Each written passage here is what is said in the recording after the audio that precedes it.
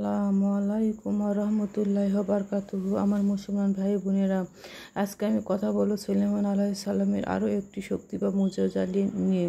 সেই শক্তি বা মুজিজা হচ্ছে সুলাইমান আলাইহিস সালামের হুদহুদ পাখি। সূরা আল নামলে 20 থেকে 27 আয়াতে এই পাখি সম্পর্কে আল্লাহ সুবহানাহু ওয়া তাআলা ঘটনা উল্লেখ করেছেন। হুদহুদ পাখি বিভিন্ন জায়গায় উড়ে গিয়ে সুলাইমান আলাইহিস সালামের জন্য বিভিন্ন তথ্য নিয়ে আসতো।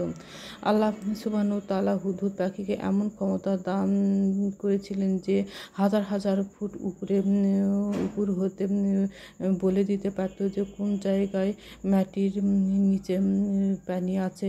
যুদ্ধের সময় হযরত সুলাইমান আলাইহিস সালাম তার বাহিনী নিয়ে গিয়ে সেই উৎস হতে পানি পান করে জীবন রক্ষা করত। এই পাখিটিকে মারা সম্পূর্ণরূপে নিষেধ করা হয়েছে কোরআনে। এই পাখিটিকে সুলাইমান আলাইহিস সালাম রাষ্ট্রীয় কাজে ব্যবহার করতেন।